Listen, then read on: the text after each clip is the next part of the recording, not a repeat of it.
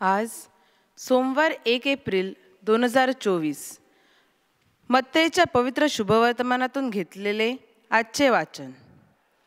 त्या स्त्रिया भीतीने व हर्षातिशयाने कबरेपासून लवकर निघून त्यांच्या शिष्यास हे वर्तमान सांगावयास धावत गेल्या. मग पहा, येशू त्यास भेटून म्हणाला, कल्याण असो. त्यांनी जवळ जाऊन त्यांचे चरण धुवून त्यास नमन केले. तेव्हा येशूने त्यास म्हटले, भिवू नका. जा, माझ्या भावास सांगा की त्यांनी गालिलात जावे, तेथे मी त्यांच्या दृष्टीस पडेन. त्या जात असता पहा, पहारेकऱ्यातील कित्येकांनी नगरात जाऊन झालेले सर्व वर्तमान मुख्य याजकास सांगितले.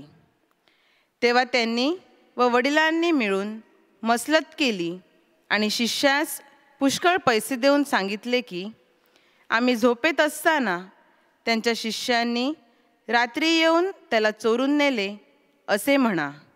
आणि ही गोष्ट सुभेदाराच्या कानावर गेली तर आम्ही त्यांची समजूत घालून त्यांना निर्धास्त करू.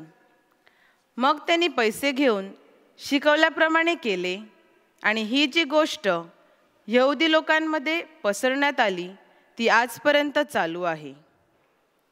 चिंतन. ईस्टरचा आनंद आजच्या शुभवर्तमानात सुरुवातीला अगदी चांगल्या प्रकारे टिपला गेलेला आहे. विस्मय आणि हर्षाने भरलेल्या स्त्रिया कबरेपासून त्वरित दूर आल्या आणि शिष्यांना खबर सांगण्यासाठी धावल्या आणि त्यांनी ईस्टर संदेशाचे सत्य, आशेचा संदेश, मृत्यूवर जीवनाचा विजय, द्वेषावर प्रेम व पाप्यांवरील कृपेची घोषणा केली. त्यामुळे ईस्टर ही एक अशी मेजवानी आहे की आपल्याला मोठ्या आश्चर्याने आणि आनंदाने भरते, कारण ती आपल्याला सांगते की देवाचे प्रेम मानवी पापांपेक्षा अधिक बलवान आहे आणि मृत्यूपेक्षा देवाने दिलेले मानवी जीवनाचे दान अधिक शक्तिशाली आहे.